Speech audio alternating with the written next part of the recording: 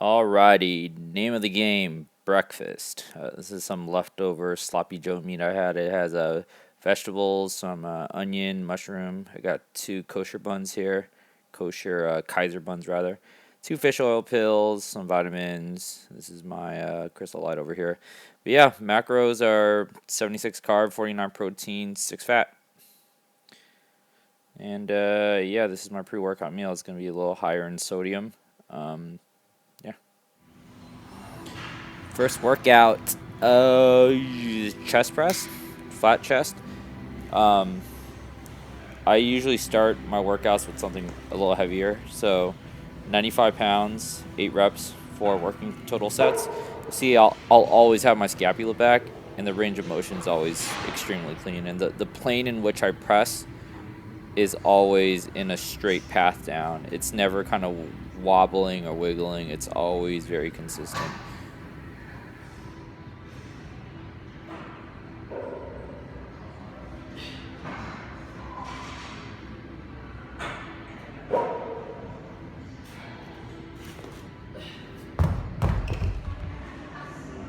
Alright, here we got just an incline Smith machine. I really like the grooves on these where I can really kind of fire off my chest, kind of stick my chest out, and you can really see me contract like the mid plane of my chest. It's also really good if you have bad shoulders too, so don't ever feel too afraid to do machines because free weights are better, bro. No, it's just the tools you use. Here I got a stationary Smith machine row. I like using these, and I use like an elevated plane just so I can get better leverage. So you'll see me kind of lower myself down to get into the optimal pulling position, and I'll pull my elbows behind my waist, and that creates that scapular retraction, and that's truly how you work out your back. If you're not retracting your scapula, then you're just probably just using your arms in a lot of these back movements. You got to make sure you pull your scapula all the way back and fully contract it. Here we got the pull down movement of choice. I like double handles just so I can singularly contract instead of like kind of torque my body down. If you notice, I'll have my thumbs over the bar. That takes out the biceps a little bit, and you can kind of pull with your lat a little more. And I'm trying to pull my elbow toward my waist, and I'm kind of ignoring my forearms. You can see that as my scapula retracts, my lats fire off. So elbows to your waist, guys.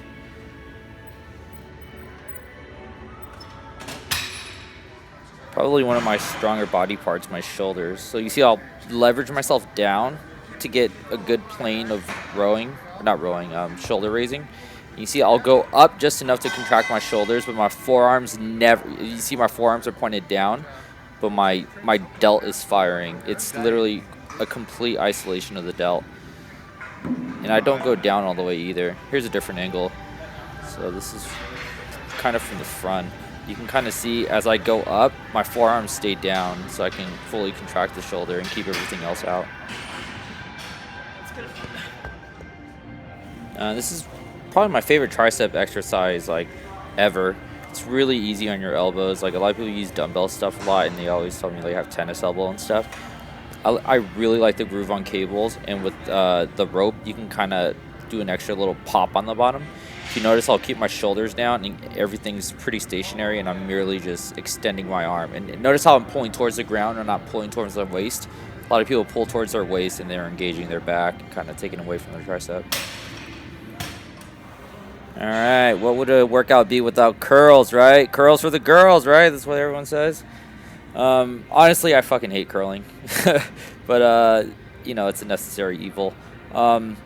So with these, you'll notice I'll go full range of motion, and I'll slow down the bottom just so I can flex my tricep, and it puts my bicep in a fully lengthened position, which means fully stretched. So there's always a stretch and a contraction, and I always just go all the way up.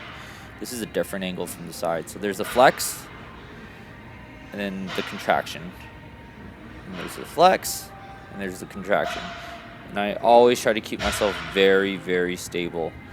And a lot of guys have a lot of like their own like variations, like, oh, you gotta confuse your biceps and do all these angles. Like, nope, just track your volume, track your curls, keep your form clean. I think my form breaks like right there. My elbows go up. I notice it, fully reset, get my form right again. Yep, and There he goes. Clean him once again.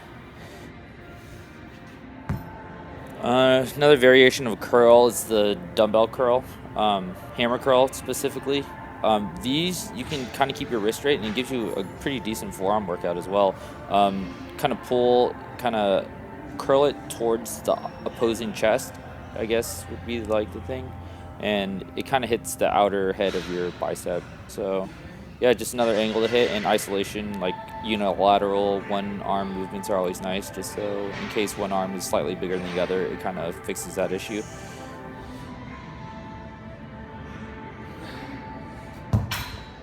Here's the same exercise, just from a side angle, just so you can see like kind of how my arm is resetting. So good posture, curl to the side, no swinging, just good, consistent. Just keep it in the bicep. If you're working out the bicep, you want to work out the bicep. Don't throw your shoulder into it.